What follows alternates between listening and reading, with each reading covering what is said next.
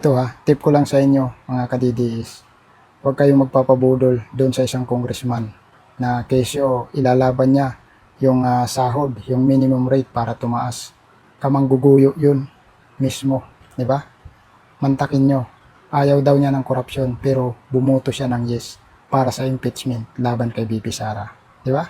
Ibig sabihin, nakuha siya ng kabila ng Team Buhaya na walang ginawa kundi magpakabusog, ubusin ang kaba ng bayan at magpakasasa. Samantala, wala talaga silang pakialam sa sambayan ng Pilipinong naghihirap at nagdudusa. Di ba? Kaya huwag kayong magpapaguyo doon sa kamangguguyo na nagsasabi na talagang lalabanan natin yung minimum wage para maitaas. Di ba? Kalokohan yun. Alam nyo na kung sino yung congressman na yun. Huwag na kayong magtiwala next time. Di ba? Lalaban pa yan sa mas mataas na posisyon balang araw. Kasi nga, ginamit niya yung sambayan ng Pilipino, yung mga manggagawa, para dumami yung followers niya, dumami yung magtiwala sa kanya, yung mga sumuporta, tapos, bigla niyang iiwan sa ere. Kasi, iba pala yung hangarin niya sa bansang Pilipinas. Di ba?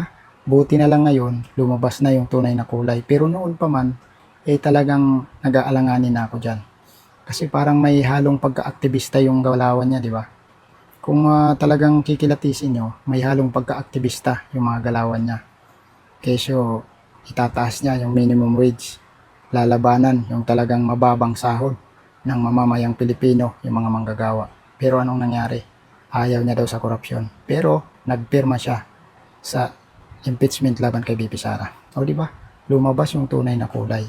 Kung ayaw mo sa korupsyon, bakit papayag ka na mapa-impeach si BP Sara na alam mong si BP Sara ang magpapapanagot dyan sa mga buhaya na yan? Di ba? Huwag mo kaming kupalin. Ulol.